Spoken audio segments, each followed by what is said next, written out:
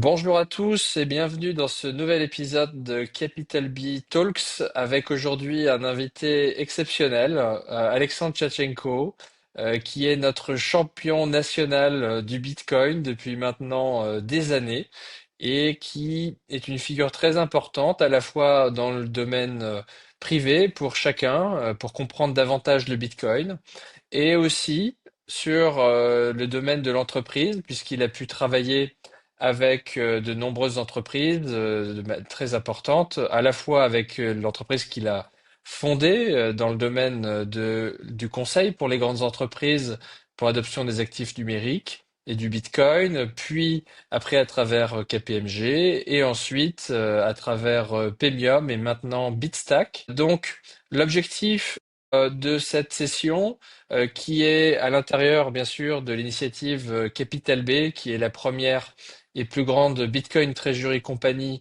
en Europe et basée à Paris, donc Cocorico.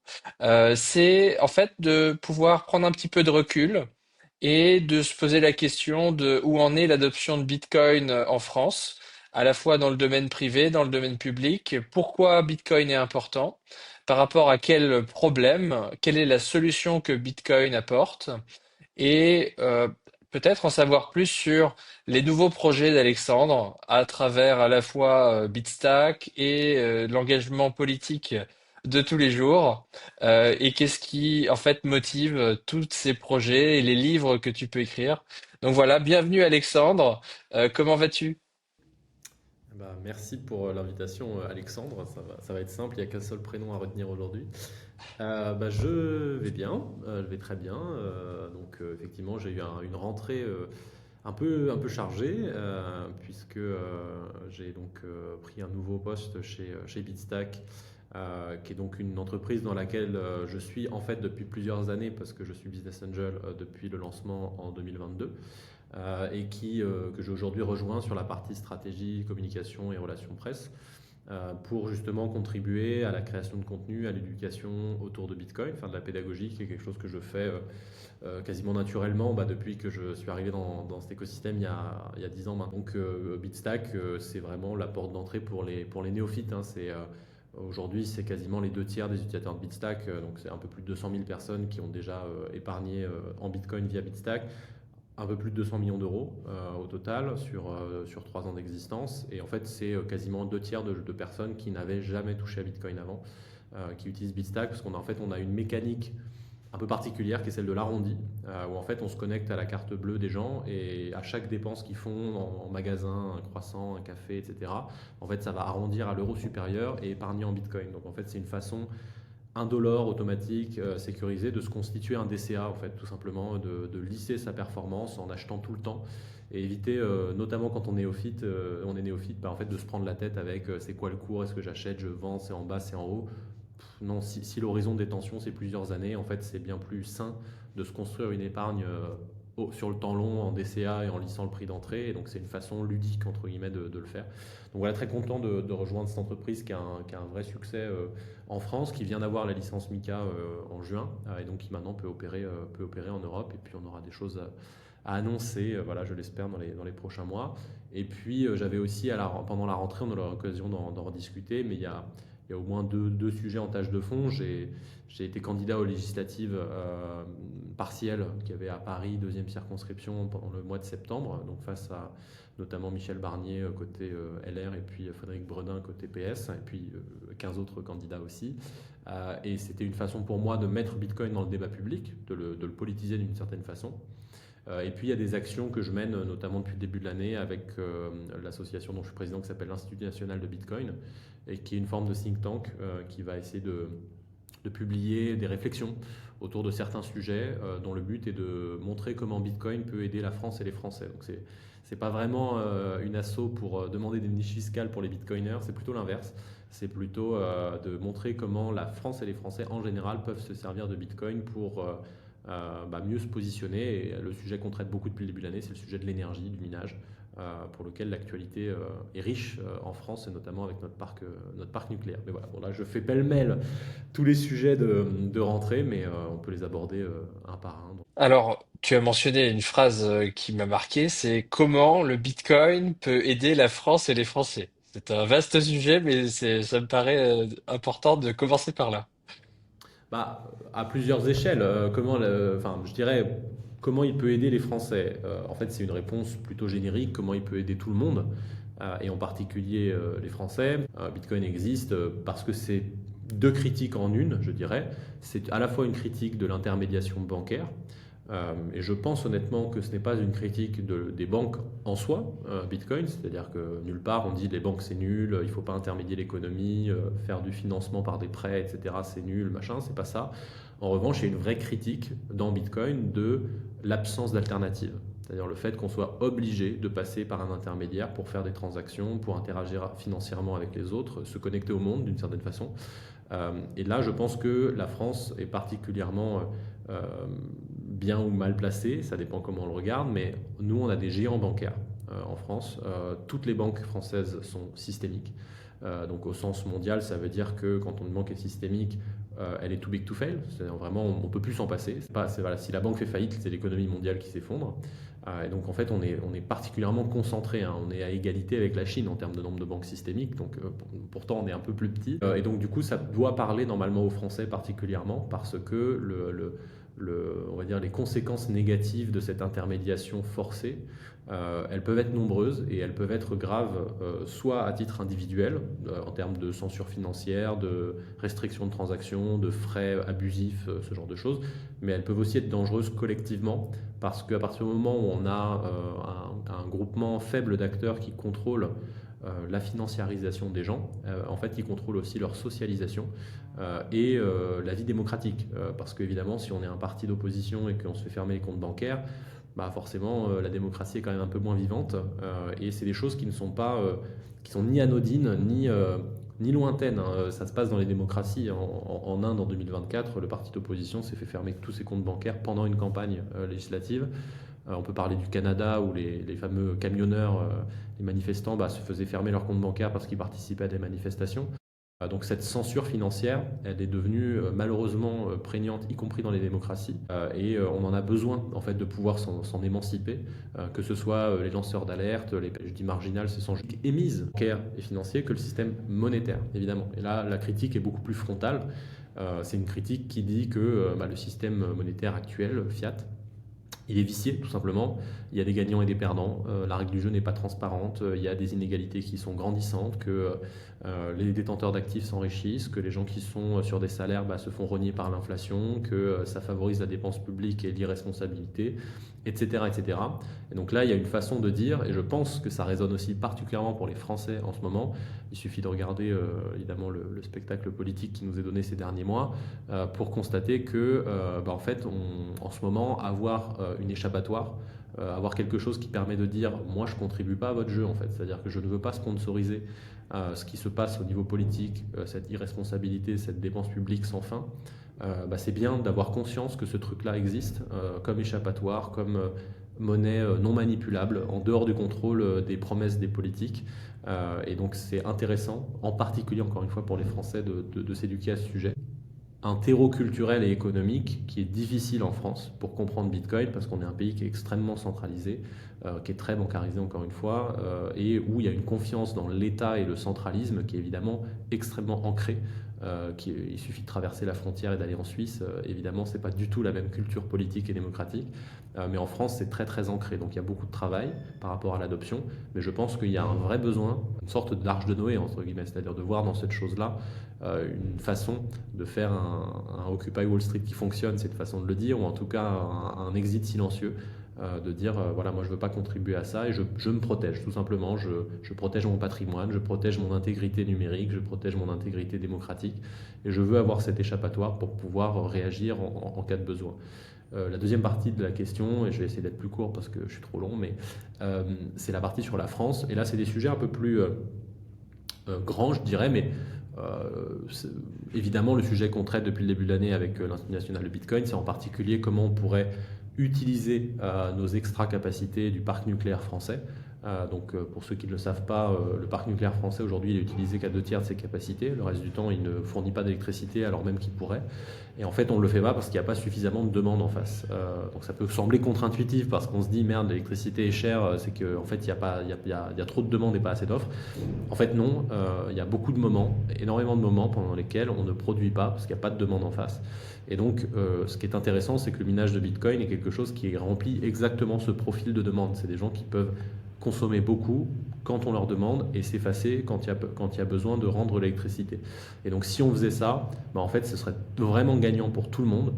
Les Français, ils verraient leur facture d'électricité baisser parce que le même CAPEX, donc la même centrale nucléaire, voit son coût réparti sur plus de kilowattheures vendus. Donc vous, en fait, entre guillemets, quand vous achetez votre kilowattheure, il coûte moins cher.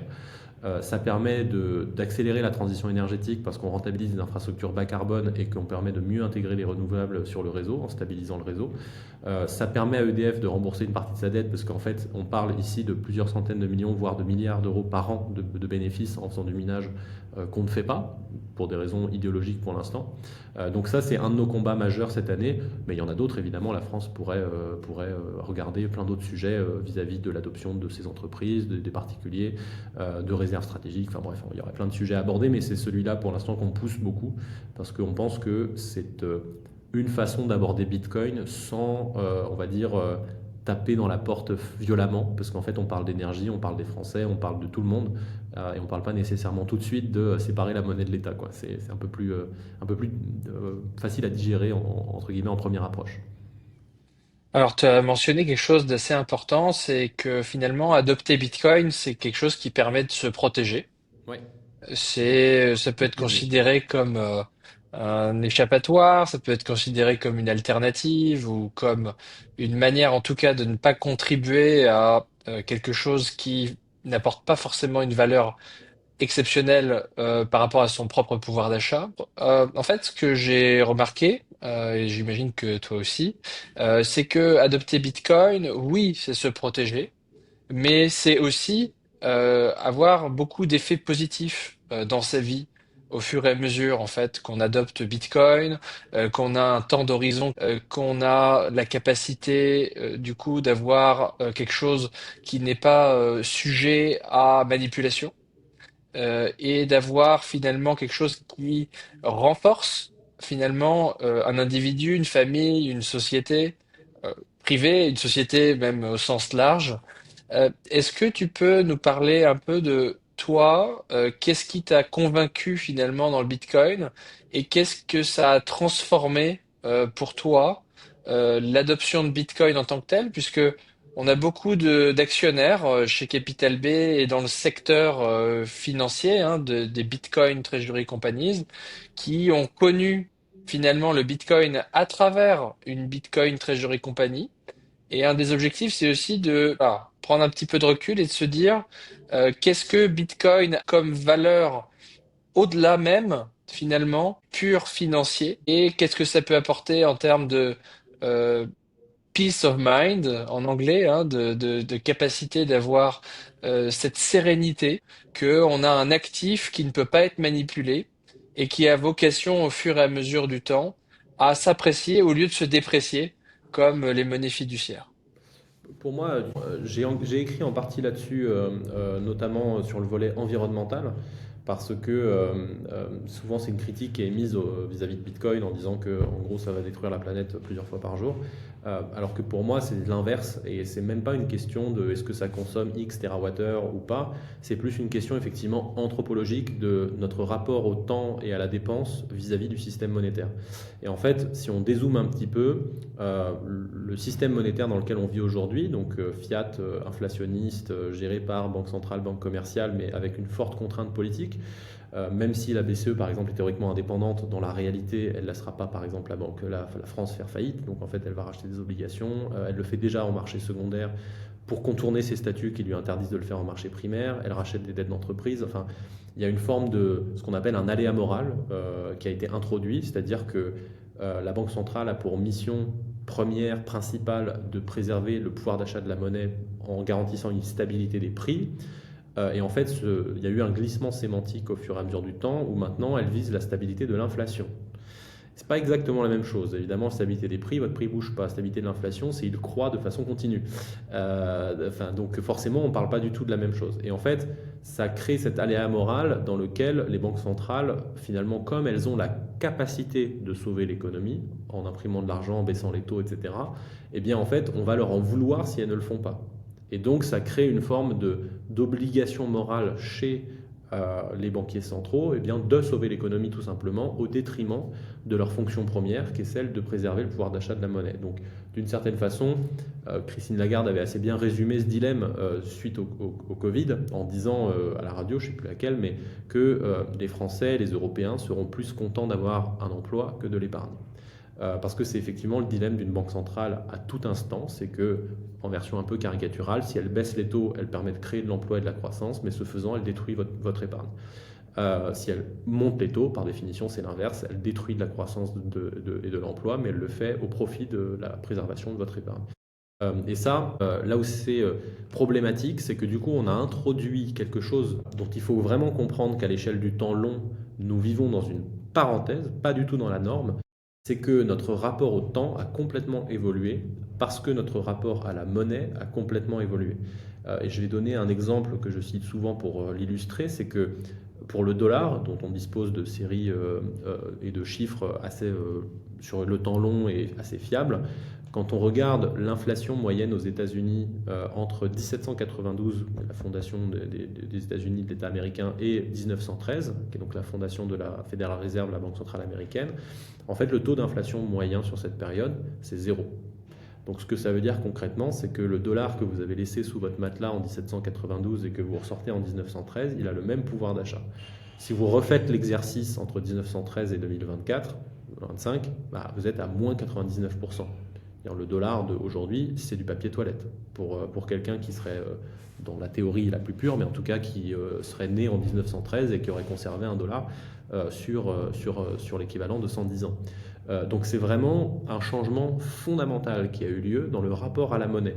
Dans toute l'histoire de l'humanité, la monnaie, c'est certes quelque chose qui permet de payer, ok, formidable, mais c'est aussi beaucoup et surtout la chose dans laquelle on met son pouvoir d'achat pour le retrouver dans le temps. Donc c'est quand on veut faire un projet de vie, quand on épargne, quand on a un surplus de production, on va le mettre en monnaie parce que c'est le go-to naturel. Je mets dans la monnaie, dans 10 ans ça vaudra la même chose et j'aurai préservé mon pouvoir d'achat. À partir du moment où on a introduit ce côté vicié dans l'ADN de la monnaie, c'est-à-dire qu'il ne remplit plus cette fonction parce qu'il y a une cible d'inflation, sous-entendu, si vous gardez de la monnaie, vous avez maintenant non pas la garantie de garder votre pouvoir d'achat, mais strictement la garantie inverse, la garantie de perdre du pouvoir d'achat, votre rapport au temps change.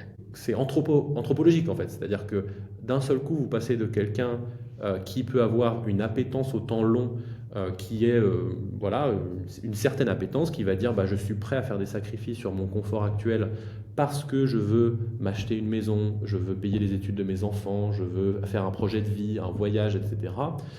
Et donc je vais épargner pour pouvoir faire ce genre de choses qui me tiennent à cœur. Et donc j'ai une forme de préférence temporelle qui tolère le temps long et le sacrifice de court terme pour faire des projets. À partir du moment où on introduit ce problème-là, eh bien en fait cette préférence temporelle se décale vers le présent parce que être sobre devient puni, être prévoyant devient puni, vouloir faire des projets à long terme devient puni. Et à l'inverse, une des façons de se protéger de la perte de pouvoir d'achat de la monnaie, bah, c'est de consommer, c'est de s'en débarrasser tout de suite. Une façon de le voir de façon assez claire, c'est d'aller regarder ce qui se passe lorsque l'inflation en fait est extrême. Que font les gens en situation d'hyperinflation? Ça permet de mieux le matérialiser.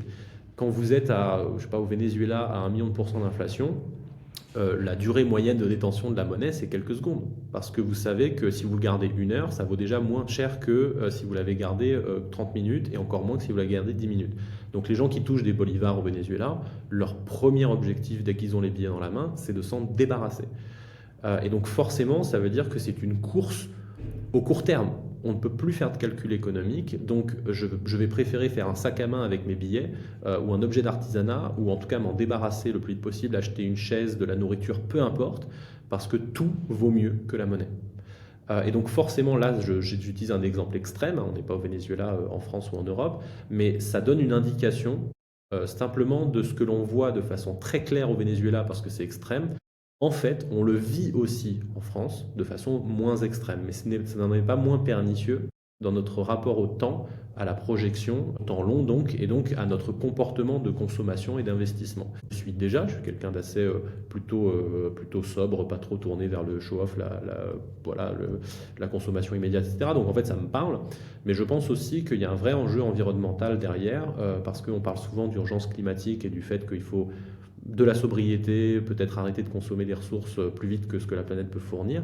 En fait, un des facteurs principaux de cette course à l'échalote, c'est en fait que la règle du jeu de l'entièreté du système économique, qui s'appelle la monnaie, en fait, elle incite tout le monde à jouer selon ces règles-là, c'est-à-dire à surconsommer tout le temps, y compris quand vous n'en avez pas besoin. Mais en fait, est-ce que vous préférez acheter une huitième machine à café en solde ou conserver votre argent sur 2 ans, mais dans 2 ans, vous ne pourrez plus acheter une machine à café? Donc en fait, on est forcé à faire ce genre de dilemmes moraux pour pouvoir préserver son pouvoir d'achat un tant soit peu, ou en tout cas préserver une forme de confort de vie, et ne pas se faire avoir, entre guillemets, dans les règles du jeu.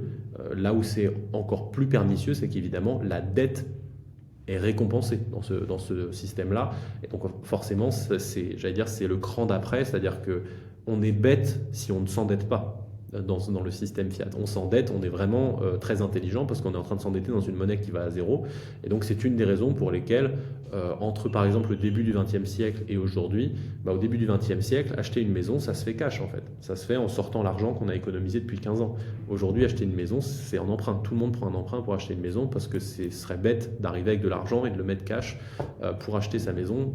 Bon, au-delà du fait que c'est devenu inaccessible, évidemment, de le faire. Donc c'est une réponse très longue, mais pour dire qu'effectivement, il y a pour moi, au-delà de juste ça monte, ça descend, il y a quelque chose de très anthropologique dans la monnaie, dans notre rapport à des vraies valeurs fondamentales, le temps, la projection dans l'avenir, la prévoyance, la sobriété, l'épargne, etc., qui ont été complètement viciées par l'introduction des monnaies fiat, et dont Bitcoin est donc un échappatoire pour revenir, je l'espère, à des comportements plus prévoyants, plus sobres, etc. Et je fais un dernier disclaimer, je ne dis jamais dans mon propos que Bitcoin va résoudre la faim dans le monde et que tout cela est monofactoriel. Évidemment qu'il y a d'autres choses qui rentrent en compte, la numérisation du monde, les réseaux sociaux, tout ce que vous voulez, il y a évidemment d'autres facteurs. En revanche, la monnaie est à mon sens un facteur structurel qui est en permanence sous-estimé. Effectivement, tu soulèves un point qui est assez intéressant, c'est que malgré les facteurs déflationnistes Tout à de fait. l'intelligence artificielle et de la technologie à l'échelle qui devrait normalement avoir un impact finalement de baisser les prix, il y a quand même une inflation. Et dans ce cadre-là, qu'est-ce que ça signifie? Ça signifie que l'inflation est même encore plus grande que ce qu'on imagine, puisqu'il y a deux phénomènes qui se passent en même temps. Il y a le premier phénomène qui a un basculement de la valeur du secteur traditionnel vers le secteur technologique. Si on n'a pas une fonction ou une activité dans ce secteur-là, eh bien, on perd déjà une partie de la valeur en termes de revenus. Et en plus, en parallèle, ça doit créer de la baisse des prix, mais en fait, ça crée une hausse des prix puisque du fait de l'aspect difficile pour l'économie traditionnelle par rapport aux technologies, alors il y a beaucoup de billets qui sont imprimés, comme tu le mentionnais, pour essayer de compenser. Et en fait, ça aggrave potentiellement la situation avec une inflation qui, de l'autre côté, augmente les coûts pour tout un chacun. Et dans ce cadre-là, on se retrouve dans une situation où la seule solution est l'endettement pour acheter un appartement, pour faire à peu près quoi que ce soit. Dans ce cadre-là, on peut aussi le prendre par rapport aux investisseurs et aux institutions, par rapport à la financiarisation de Bitcoin, à la demande qui émerge quand même pour le Bitcoin. On peut le voir hein, à travers les ETF Bitcoin, à travers les gouvernements qui commencent à s'y mettre, le sujet du minage qui devient quasiment un sujet étatique dans beaucoup d'endroits du monde, à part dans certains autres. Et finalement, on voit que quand même, Bitcoin commence à émerger de manière très forte, avec beaucoup de personnes au sein du gouvernement américain qui sont maintenant des bitcoiners convaincus, etc. Et donc, finalement, on est un peu dans une phase différente entre il y a 4 ans, maintenant sur le Bitcoin aussi, puisque maintenant même les États admettent que voilà, on veut faire une réserve stratégique en Bitcoin. Les plus grandes institutions admettent que oui, Bitcoin est une réserve de les Bitcoin Treasury Companies qui prennent le constat que Bitcoin est en train de manger la finance traditionnelle et donc qu'il vaut mieux l'accumuler de manière la plus rapide possible. Et donc, dans ce cadre-là, moi, je serais intéressé de savoir, par rapport à toutes les expériences que tu as eues, à la fois quand tu conseillais les banques, les corporates du CAC 40, puis après avec certainement aussi un public d'investisseurs très large, à la fois chez Pemium et aussi maintenant du coup chez Bitstack, et aussi à travers tes initiatives publiques, de savoir qu'est-ce que tu penses de l'adoption du Bitcoin en France, de là où on en est. Est-ce que tu as vu quand même une évolution les dernières années? J'ai vu que tu avais pu partager des moments avec certains hommes politiques qui commençaient à y avoir un intérêt.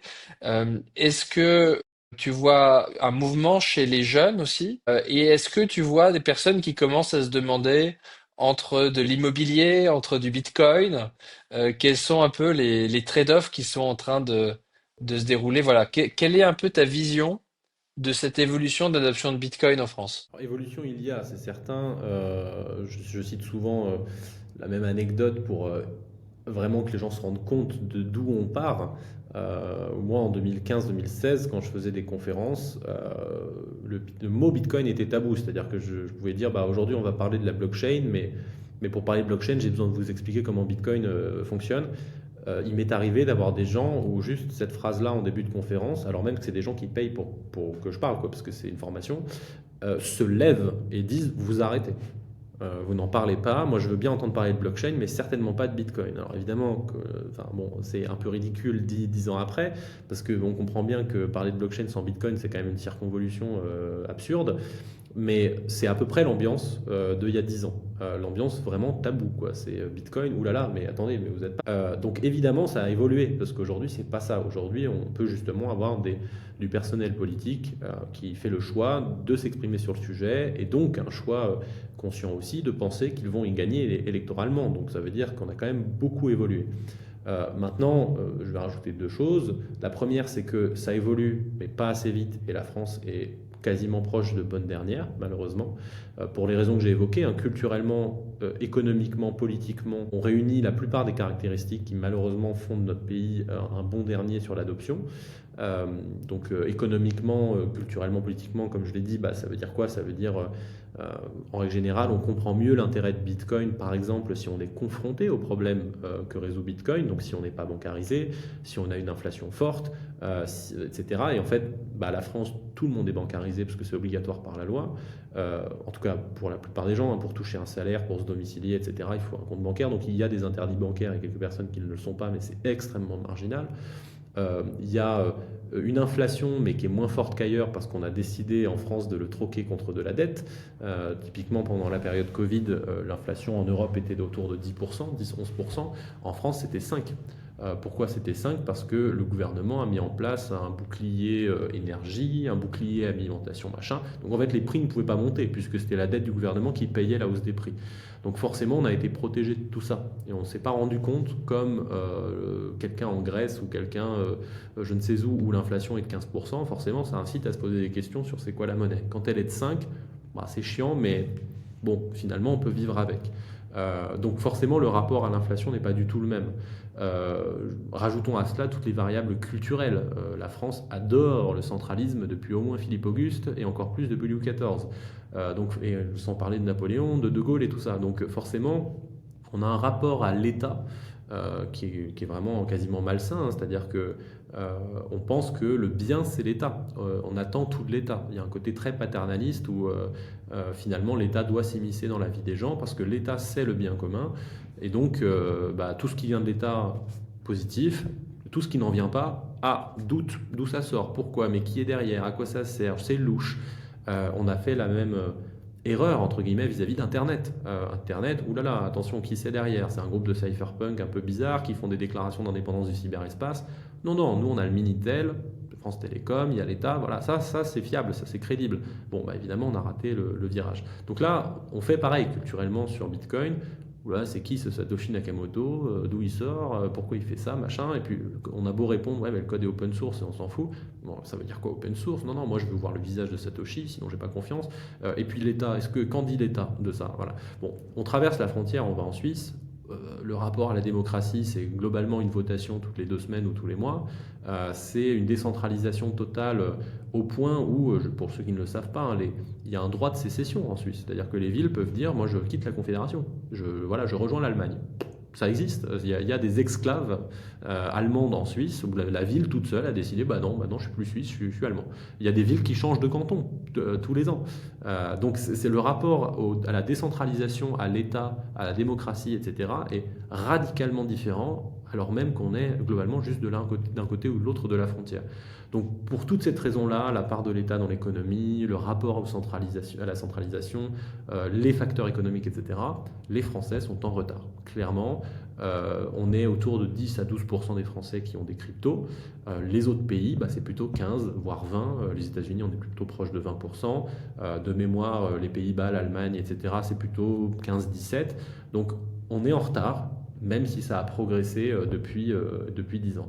Et dernier élément que je voulais dire, c'est qu'effectivement, il y a une vraie variable discriminante, peu importe où on se trouve, partout dans le monde. La meilleure façon, j'allais dire au doigt mouillé, de savoir si quelqu'un a du Bitcoin ou pas, c'est la jeunesse. Ça semble un peu caricatural, mais en fait, pas tant que ça. En France, par exemple, il n'y a que 25% de la population qui est adulte moins de 35 ans, mais ça représente plus de 50% des détenteurs de Bitcoin. Donc c'est vraiment une surreprésentation du simple au double. C'est le facteur discriminant numéro un. On va trouver dans les pays qui sont très jeunes, en Afrique, en Inde, etc., un taux d'adoption qui est largement supérieur à des pays plus âgés. Donc c'est vraiment un facteur discriminant numéro un, et moi je l'ai vu, enfin je le vois de manière générale tout le temps, mais pour raconter une anecdote, j'avais fait un événement il y a quelques mois auprès d'un public de néo-investisseurs plutôt jeunes. Et ce qui était drôle, c'est que moi j'étais dans un panel, j'avais été mis dans un panel des actifs exotiques. Voilà, je suis exotique. Donc les autres représentants de ce panel, ils représentaient les œuvres d'art, le private equity, des choses comme ça. Ok, très bien. Et donc la question, c'était de savoir, bah, est-ce que ce public jeune, c'est des actifs auxquels ils veulent être exposés, qu'est-ce qu'ils en pensent, etc. Et en fait, moi, on m'a demandé donc de parler de crypto. J'ai parlé de case, en tout cas, puis je pense comme beaucoup de jeunes aujourd'hui, c'est-à-dire que globalement, ma retraite, bah, j'ai fait une croix dessus, quoi. Enfin, moi, je n'y crois pas. C'est-à-dire que penser que le système va tenir encore 30 ans, voilà, c'est non. Ça, je veux dire, dans ma tête, ce n'est pas le scénario qui se passe.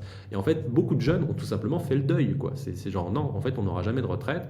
On va passer 30 ans à cotiser pour les autres, et puis quand ça arrivera à notre tour, il n'y aura plus rien.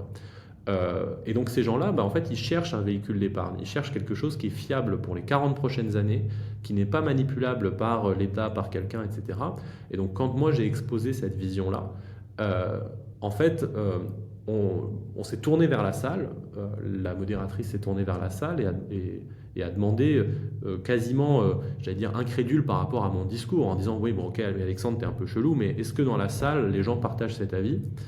Et donc qui a commencé à acheter du Bitcoin, etc. C'est quasiment 100% de la salle qui a levé la main. Et en fait, quand mes publics habituels, pour comparer avec ma période, notamment où j'avais fondé ma boîte de conseil, je parlais plutôt à des banquiers, d'institutions financières, etc., c'est évidemment, le résultat est radicalement opposé. J'avais fait une conférence en 2021-2022 au top 50 d'une grande banque française. J'avais demandé qui a du Bitcoin dans la salle. Il y a une seule main qui s'est levée et qui, quand j'ai dit «Ah, c'est bien», a baissé la main en disant «Non, c'est une blague». Et en fait, après, m'a dit «Non, mais en fait, c'est pas tout à fait une blague, mais mon manager m'a regardé, donc en fait, je pouvais pas me permettre de... etc.» Parce qu'il faut savoir que c'est un tabou encore. Enfin, en tout cas, à l'époque, ça l'était, je pense que ça l'est toujours un peu aujourd'hui. Il y a des gens, ils veulent pas risquer leur carrière. S'ils disent Bitcoin, ils vont être mis dans un placard. Donc, l'ambiance est radicalement différente. On passe d'une salle de plutôt génération Z ou proche, qui en fait, on ont tous des décideurs bancaires ou dans des institutions financières qui, pour le coup, c'est un tabou. Et si tu en parles, c'est que tu es bizarre et on va te mettre dans un placard parce que c'est indigne d'une certaine façon. Ce n'est pas sérieux de toucher à ce truc-là. Ça a évolué, notamment parce que depuis l'an dernier, bah, on a les institutionnels, etc., qui sont dessus. Et quand, évidemment, c'est Alexandre qui dit que c'est une valeur refuge, une réserve de valeur, que machin, bah, ça n'a pas le même poids que quand c'est BlackRock qui l'écrit noir sur blanc, que, en fait, il faut le prendre, quand on fait une allocation Bitcoin, il faut le prendre sur sa part obligataire parce que c'est du risk-off, et qu'en fait, acheter du Bitcoin, c'est une protection contre un risque systémique de dévaluation monétaire. Et là, forcément, quand c'est BlackRock qui l'écrit, ça n'a pas le même poids auprès des institutionnels financiers qui commencent à constater, et je pense qu'ils le voient d'autant plus cette année, puisque Trump a globalement déclaré une guerre monétaire, que en fait, bah, les monnaies fiat, ça va à zéro. Et donc, il y a un côté cash is trash. Qu'est-ce que je fais avec cet argent? J'ai besoin d'un actif non manipulable qui parcourt, enfin qui préserve la valeur dans le temps. Et ben en fait, Bitcoin coche les cases. Accessoirement, ça tient depuis 15 ans, alors que tout le monde dit que ça va mourir depuis 15 ans. C'est que peut-être qu'il y a un truc derrière.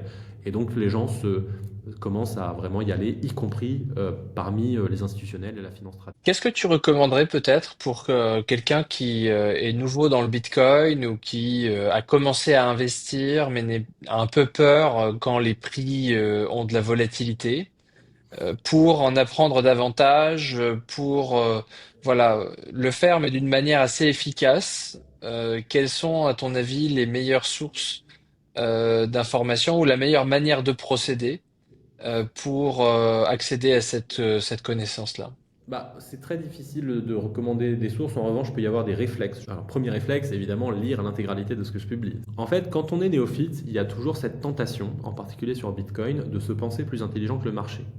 Meilleur service que vous pouvez vous rendre, c'est de faire le deuil de ce truc-là. Ce n'est pas vrai. Vous ne serez pas plus intelligent que le marché. Si vous essayez de le battre, je peux vous garantir, vous avez 100% de chance de tout perdre.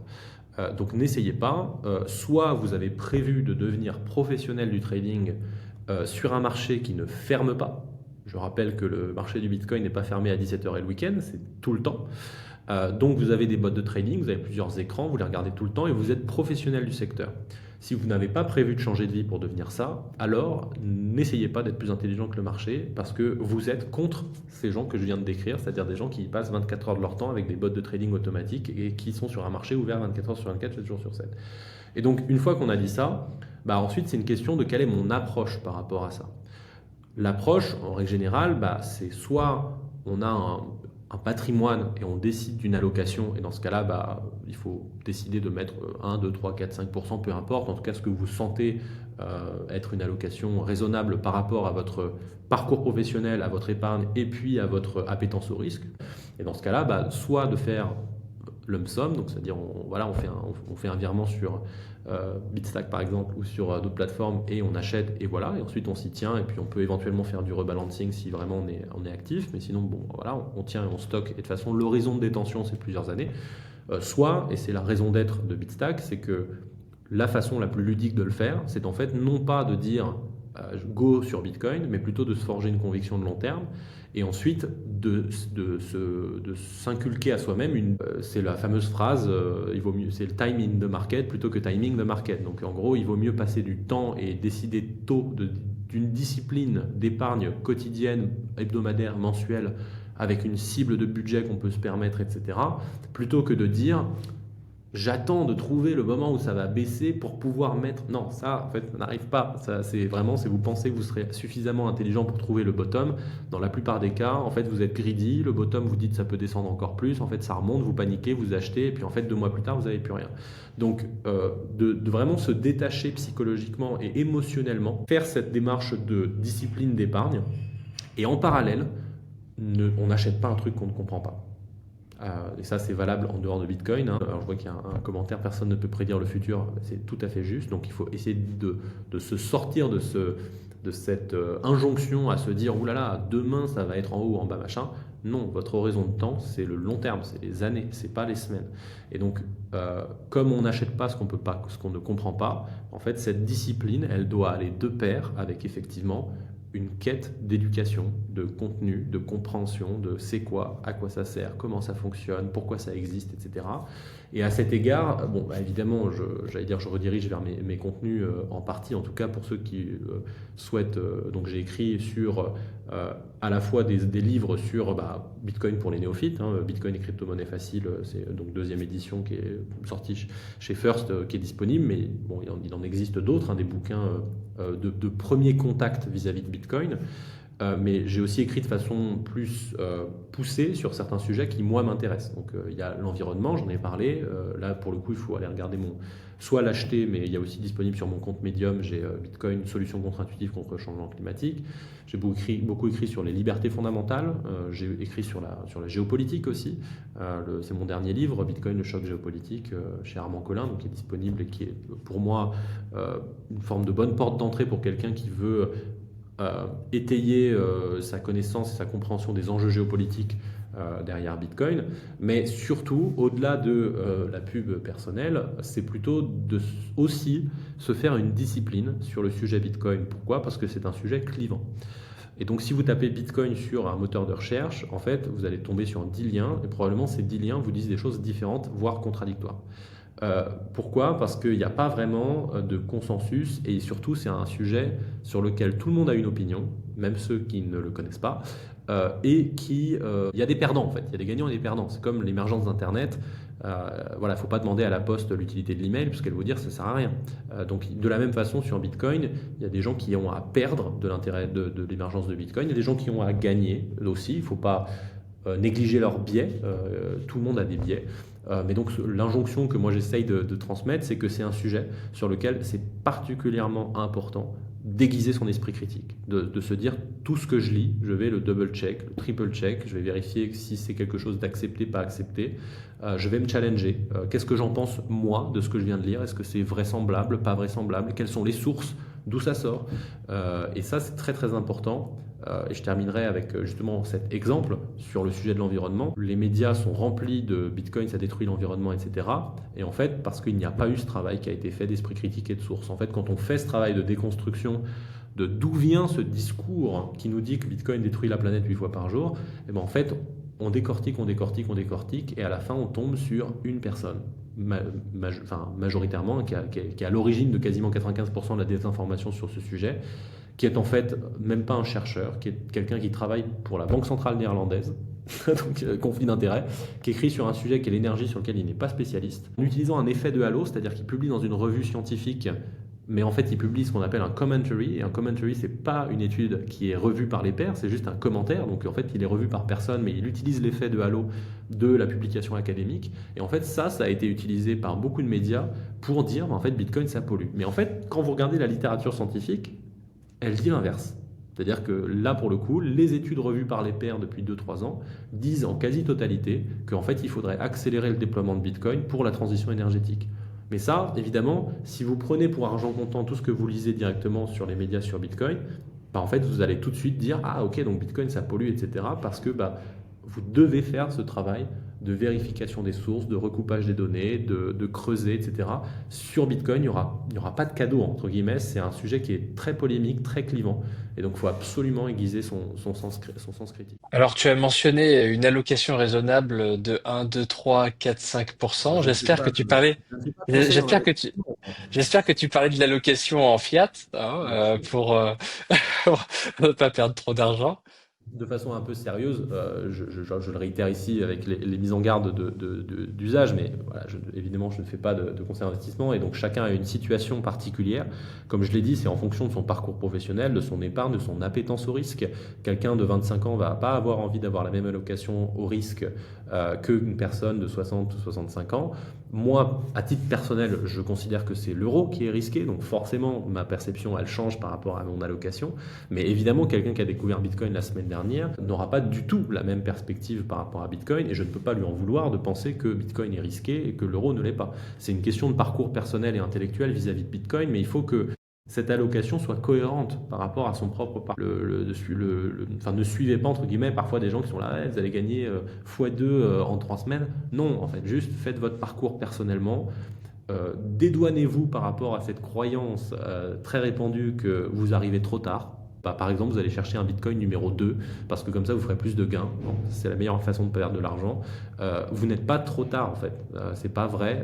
Moi, quand je suis arrivé en 2015, il y avait des gens qui pensaient que c'était trop tard et qui me disaient j'attends que le Bitcoin redescende à 100 pour en acheter. bah, ils attendent toujours en fait. Et s'ils n'ont pas acheté entre-temps, ils ont quand même, voilà, ils ont un peu la rage.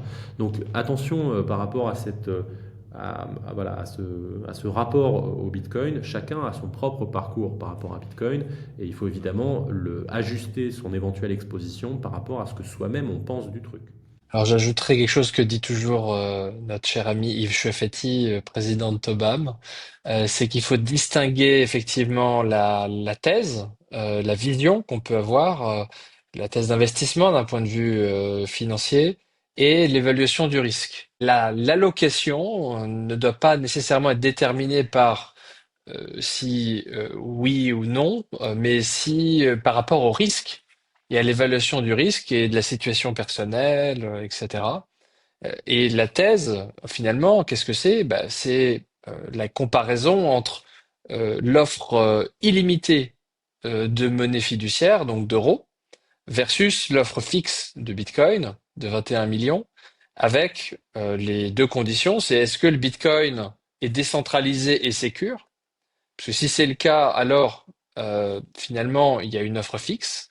Et est-ce que les monnaies fiduciaires vont continuer à augmenter en nombre? Alors là, je te laisserai nous en dire plus, mais euh, a priori, c'est quelque chose qui a toujours existé dans l'histoire de l'humanité.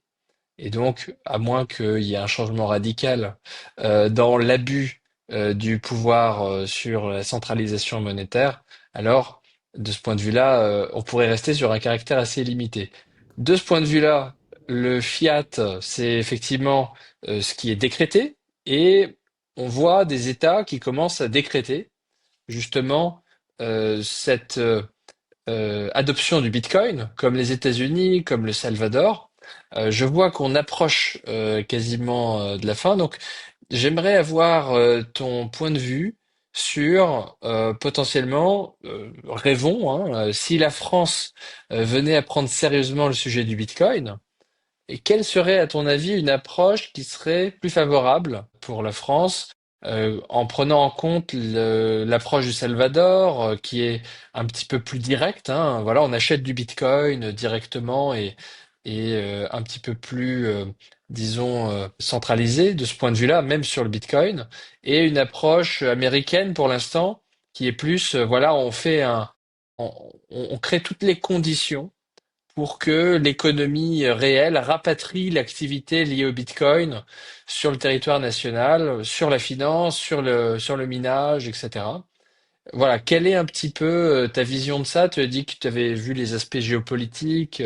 Donc voilà, ça, je pense que ça serait intéressant d'avoir ton point de vue là-dessus. Et aussi, pour peut-être pour finir également, le lien avec côté secteur privé.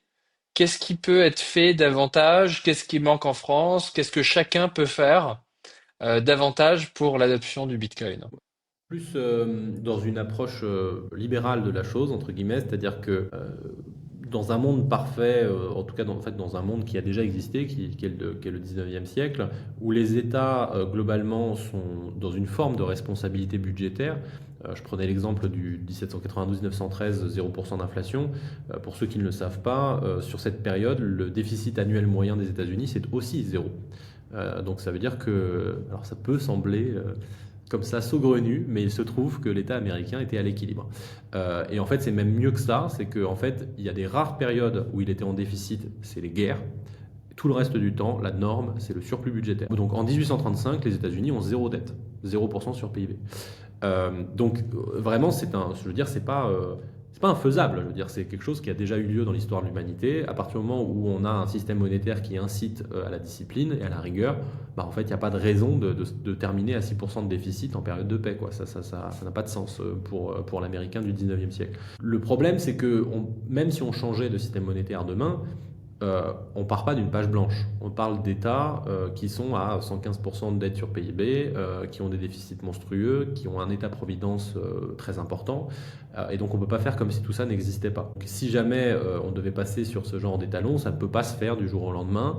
Si demain on décrétait que Bitcoin est monnaie nationale, que en fait l'euro ne l'est plus et que je sais pas quoi, en fait concrètement ça voudrait dire un effondrement. Donc c'est pas quelque chose qu'on peut souhaiter, donc il vaut mieux effectivement privilégier une approche de transition. qui est à peu près effectivement ce que font les États-Unis. C'est-à-dire ce qui est intelligent de leur part, entre guillemets, c'est qu'ils jouent sur tous les tableaux. Trump remet une pièce dans la machine de l'impression monétaire monstrueuse avec son Big Beautiful Bill où ça sort du dollar à plus quoi savoir en faire.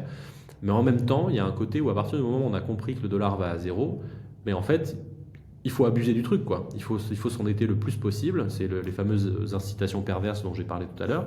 Parce que tout le temps, tout le délai entre le moment où on fait le deuil de la monnaie fiat et on en imprime le plus possible pour acheter des actifs productifs, et le moment où les autres s'en aperçoivent, en fait, c'est free money. C'est de l'argent qu'on va utiliser pour rapatrier des actifs productifs, du capital productif, des usines utiles, entre guillemets, versus de l'inflation qui sera chez les autres et plus tard.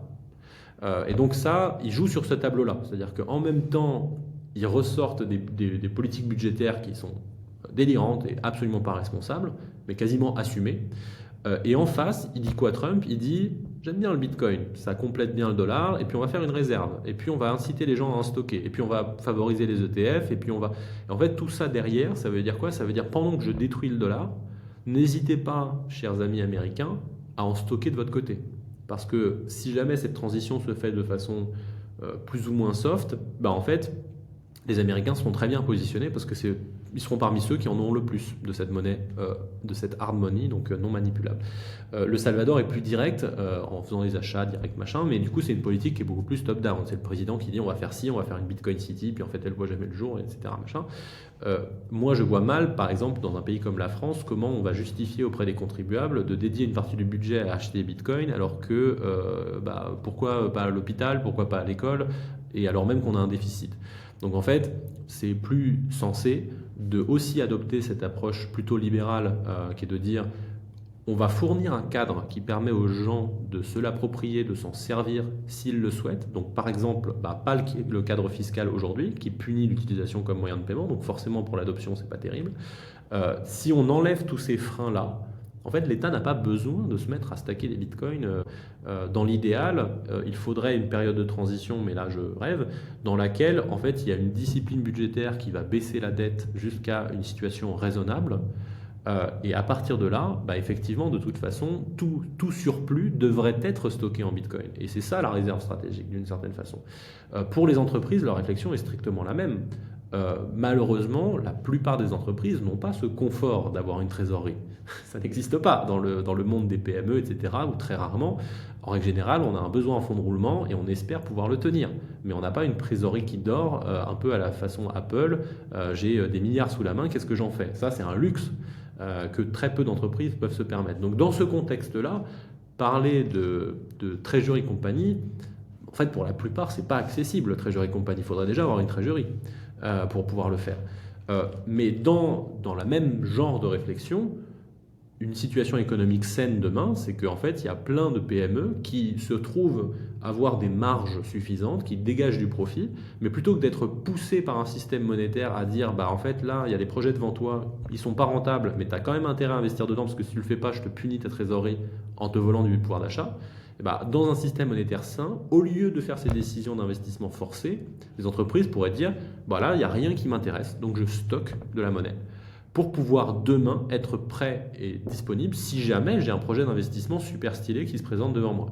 Et ce stock, il faudrait le faire en Bitcoin, effectivement, qui serait l'étalon de mesure à ce moment-là. Donc, je ne suis pas dans une démarche de dire que de façon instantanée, l'État doit se convertir tout de suite, acheter des bitcoins, etc., etc., parce que un peu comme je le disais tout à l'heure, c'est pas monofactoriel. Un Bitcoin ne vit pas dans sa propre bulle. Il y a de la politique, il y a des citoyens, il y a des décisions, il y a d'autres sujets. Il y a la santé, l'école, l'immigration, je sais pas quoi. Il y a plein d'autres sujets. On peut pas se permettre de raisonner en vase clos comme si Bitcoin allait boum régler les problèmes du monde. Donc on hérite d'une situation qui est ce qu'elle est. Il y a une transition qui sera à faire si jamais on s'oriente vers ça. Et ça me semble la façon la plus résiliente de s'y préparer que d'enlever les freins à l'adoption pour les particuliers et les entreprises pour qu'eux puissent le faire à leur rythme. Maintenant, évidemment, le petit coup de pouce, ce serait non pas de se mettre à stacker des bitcoins au niveau de l'État, mais à minima d'avoir un discours qui change, un discours positif sur le sujet pour ne pas faire peur. On passerait de bitcoin c'est le terrorisme, ça détruit la planète à en fait c'est un actif d'investissement ou c'est un actif d'épargne. Il peut être prudent effectivement d'en faire des stocks car il y a une guerre monétaire en cours, etc. N'hésitez pas à regarder et puis vous faites ce que vous voulez de votre argent, quoi. Mais bon, on est encore un peu loin de ce discours, de ce discours. Je ne sais même plus si j'ai répondu à la question initiale, mais je pense que Si, oui. si, alors peut-être pour finir, ce serait assez intéressant d'avoir un peu ta perspective, déjà de savoir en clôture un peu où les gens peuvent te trouver ou te contacter ou attirer en tout cas son attention sur certains points et aussi sur l'INBI, comment les gens peuvent aider, etc. Peut-être que c'est intéressant de savoir comme sur la partie de la question sur qu'est-ce que les personnes individuelles et les entreprises peuvent faire davantage aussi pour l'adoption du Bitcoin, ça pourrait être intéressant.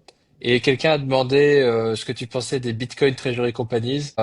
Et voilà, si tu as un message pour les actionnaires Capital B, on a l'habitude de poser cette question à la fin, qui découvrent le Bitcoin et qui pourraient vouloir en savoir plus. Je vais commencer par la fin et après je te demanderai de me rappeler les autres questions parce que je les ai perdues en route. Le message aux actionnaires et de manière générale ce que je pense des Bitcoin Treasury Company. Alors je vais peut-être un peu décevoir, mais j'en pense pas grand-chose parce que, comme je l'ai dit, enfin je vais plutôt le dire autrement. À long terme, c'est un no-brainer pour moi, c'est-à-dire que comme dans ma tête on va vers Bitcoin comme actif de réserve, en fait Bitcoin Treasury Company ne veut rien dire puisque toutes les boîtes sont des Bitcoin Treasury Company puisque c'est l'actif de réserve. Donc ça, c'est ma version un peu bullish, entre guillemets, c'est-à-dire on va vers là, quoi. Mais on va vers là, mais ce ne sera pas l'an prochain. A priori, pour moi, c'est une affaire d'années, de décennies. Pour certains, c'est une affaire de génération. À court terme, en fait, aujourd'hui, c'est surtout un positionnement dont la valeur repose essentiellement sur des choses dont moi je ne suis pas expert, c'est-à-dire de l'ingénierie financière, de la structuration de dette versus du capital, etc.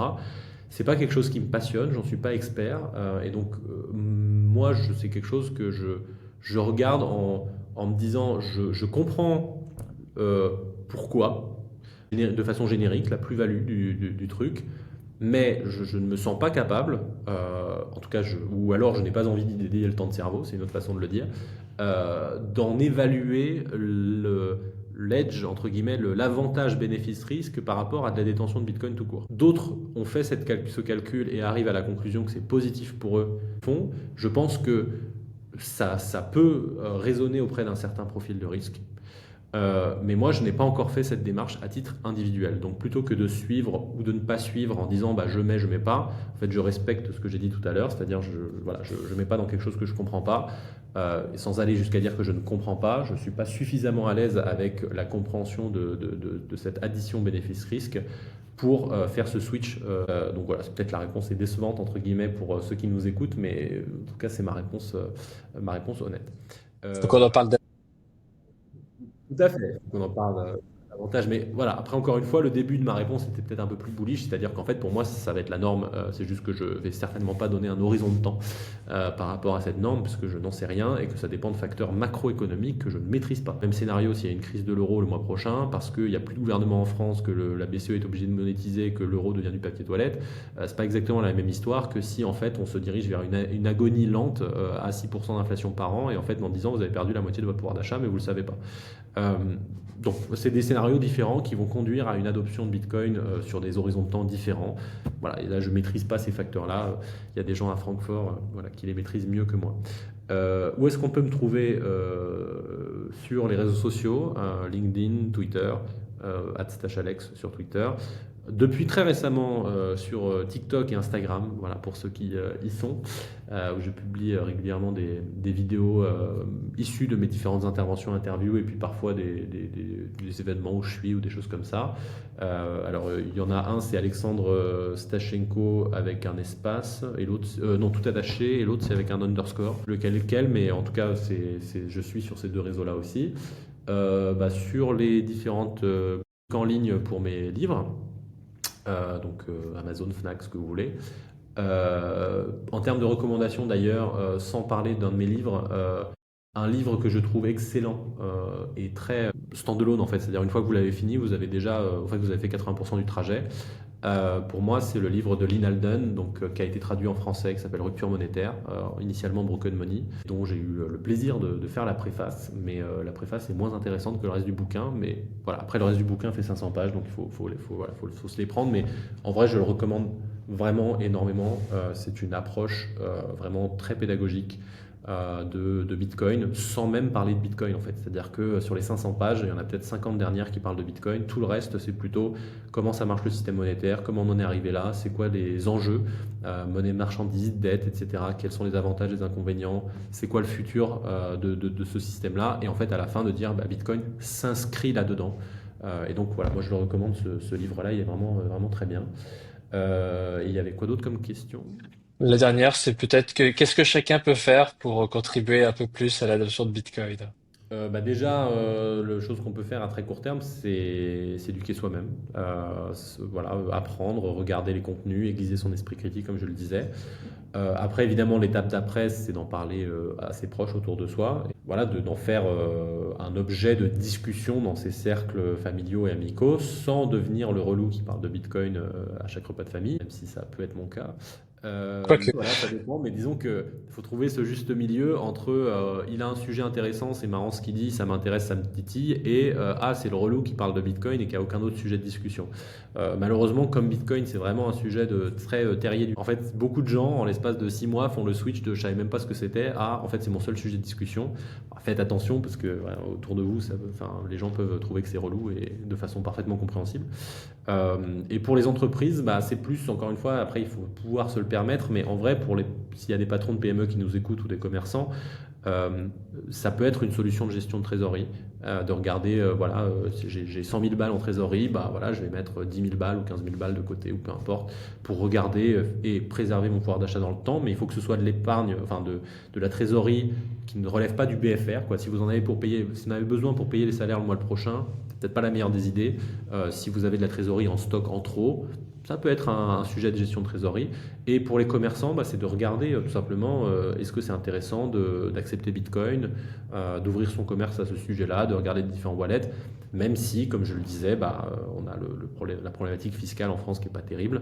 Et donc, le dernier élément de ce que je recommande, c'est que, en fait, Bitcoin, il y a vraiment un sujet politique et culturel derrière, c'est-à-dire que pour que les politiques en parlent, s'en emparent et fassent quelque chose, ils ont besoin très cyniquement de comprendre que c'est un marché électoral. C'est-à-dire que ça va leur coûter quelque chose d'en dire du mal ou de ne pas en parler. Et donc pour ça, il y a besoin d'une forme de pression qui est quand il y a un sujet comme la fiscalité Bitcoin, comme la réglementation, etc. Dans le cas le plus engagé, de solliciter les députés. Vous avez un député, vous pouvez lui envoyer des messages, des députés européens aussi.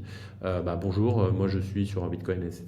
Je cautionne pas du tout ce que vous faites et vraiment j'aime pas ça et puis je voterai pas pour vous. Enfin bon, bref, ou pas, ou à l'inverse. Bravo de vous être positionné sur ce sujet. Il y a peu de gens qui vous le disent, mais je me permets d'écrire ce message pour que vous sachiez qu'il y a quand même des gens qui vous soutiennent. Nanana. Mais en tout cas, de le vocaliser publiquement ou en tout cas auprès du personnel politique, c'est d'autant plus important pour les gens à gauche. Pourquoi je dis ça? Parce que la droite, c'est déjà un petit peu dédouané par rapport à ce sujet, donc elle en parle un peu plus librement. À gauche, malheureusement, ça tourne en rond autour de poncifs. C'est-à-dire que la gauche, c'est quasiment auto-prisonnier d'un environnement intellectuel dans lequel elle est persuadée que Bitcoin, c'est à la fois le financement du terrorisme, le blanchiment, l'évasion fiscale, la destruction de la planète, le méchant capitalisme et la spéculation. Et donc, en fait, il y a une vraie chape de plomb autour des gens de gauche où ils ont peur de parler de Bitcoin parce qu'ils ont peur d'être exclus de leurs cercles sociaux. Et le problème, c'est que tant qu'il n'y aura pas un positionnement de la gauche vis-à-vis de Bitcoin, et je veux dire, ça manque pas les sujets de gauche autour de Bitcoin, hein, ça va des lanceurs d'alerte aux femmes en Afghanistan, à la transition énergétique, à tout ce que vous voulez. Tant qu'il n'y aura pas un positionnement de la gauche, eh bien en fait ce sera condamné à être de plus en plus un sujet partisan et non pas juste politique et transpartisan. Et malheureusement, si ça dure trop longtemps, eh bien, ce sera assimilé à un camp politique, et donc ça ralentira l'adoption parce que ça va créer un antagonisme qui est vraiment pas nécessaire, quoi. C'est pas, on n'est pas obligé de se foutre sur la gueule parce que le Bitcoin de gauche, de droite, enfin, ça n'a pas vraiment de sens comme question. Donc je le dis particulièrement pour les gens de gauche, s'il y en a qui nous écoutent, c'est qu'il y a un vrai sujet à faire émerger ce thème-là dans ce spectre politique-là parce qu'il est en retard. Et typiquement aux États-Unis, ça fait partie des sujets qui ont coûté en partie, hein, pas tout, mais en partie la victoire aux démocrates. Parce que les démocrates, pendant 2 ans, 3 ans, 4 ans, ont dit Bitcoin c'est nul, les cryptos c'est nul, hein. Bah, en fait, sur la sociologie, les républicains ont compris plus vite que les démocrates qu'en fait, on ne pouvait pas insulter impunément 20% des Américains sans le sentir dans les urnes. Et donc là, c'est pareil. Alors, en France, on n'est pas à 20%, on est à 10, plutôt 10-12. Mais le raisonnement est le même. La gauche perd des électeurs, la gauche perd un combat intellectuel et culturel, simplement parce qu'elle tourne en rond dans des poncifs qui ne sont pas vrais.